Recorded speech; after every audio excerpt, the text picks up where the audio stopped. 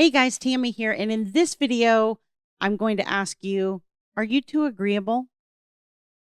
Doesn't seem like it would be a problem, does it? But it actually is very much a problem, especially if you are the codependent one in the narcissistic relationship. And if you're too agreeable, you probably are codependent, right? And I talked about codependence versus love a couple videos ago, but we're going to I want to come at this a little bit differently. So it's kind of similar, but it's kind of moving on down the line a little bit.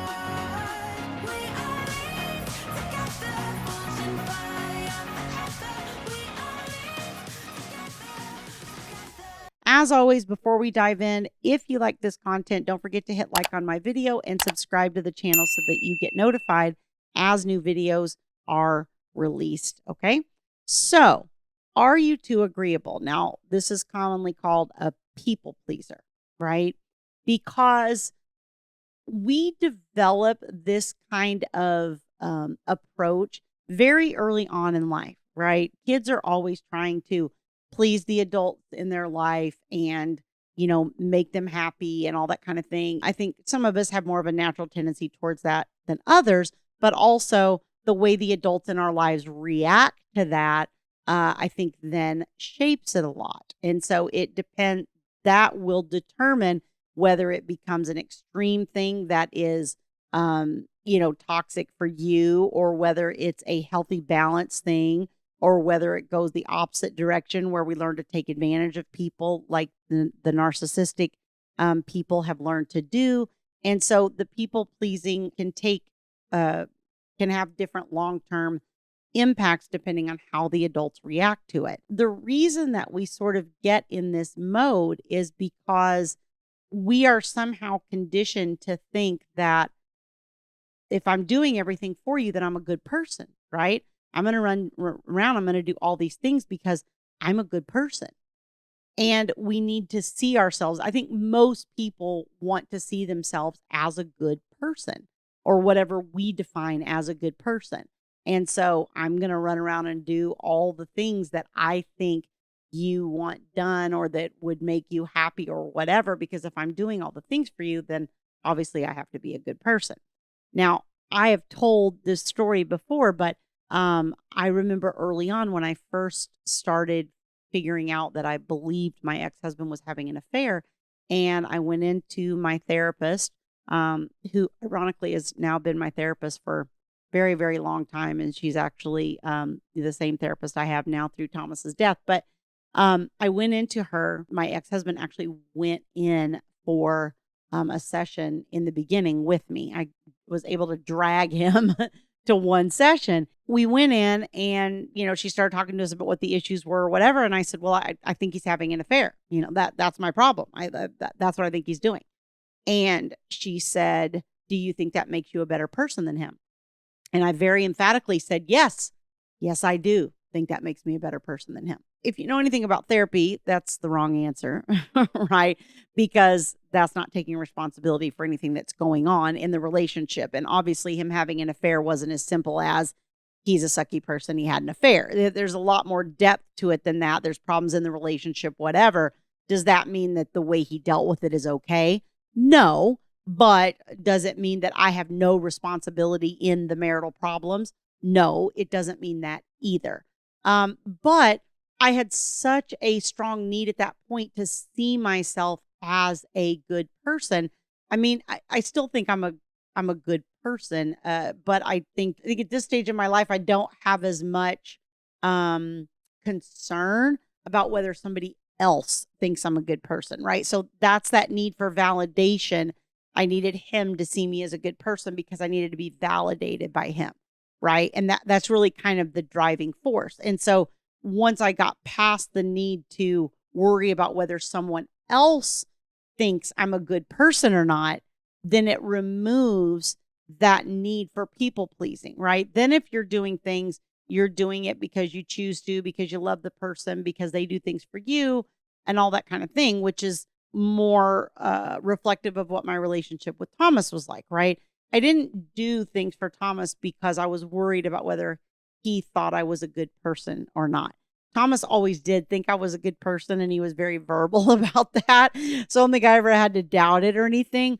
But I wasn't, if you're a people pleaser, then you know what I'm talking about, where you're almost like fanatically, obsessively doing for the other person because you're trying to make them happy and make sure they think you're a good person, and they're validating you and they're doing all these things. And so it really drives the people pleasing almost to like an anxious level, to where you're just almost desperate for that validation. And the ironic thing about the narcissist is they will never give that to you. Or if they give it to you, it's in breadcrumbs.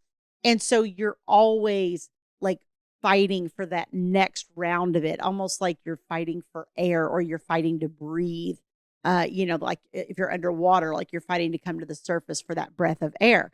And that's kind of how the dynamic in the narcissistic relationship works is, you're this people pleaser, you're chasing that validation, and they're either not giving it to you at all, and you keep trying and trying and trying, or they give you just enough to keep you incentivized to keep going after it in that way, instead of actually validating you, instead of actually giving you love or telling you what a good person you are, or reciprocating the care for you and all of that kind of thing. The problem is that if I'm doing everything for you and I'm doing nothing for myself and you're doing nothing for me, then what happens? Then I fall into that codependent cycle of I'm bitter, I'm angry, I'm resentful. This is really where the relationship starts to go south, right? Because for the narcissist, they need that admiration, and they have this high opinion of themselves, and they want you to kind of feed their ego and all that kind of stuff.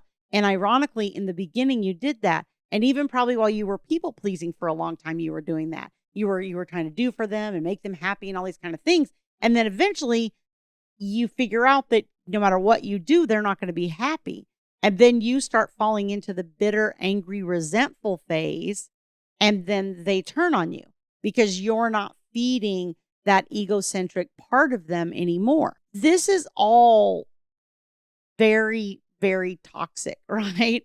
So the lesson in that is, if you're too agreeable, you're actually not going to be able to create a healthy relationship with anybody, because you're not standing up for yourself even when you need to. You don't have healthy boundaries. You don't say to another person, look, here's my hard line and you can't cross this. Because what that does for a people pleaser is we start having fear that other person is then going to abandon us, or not love us, or whatever the damage was in childhood for you.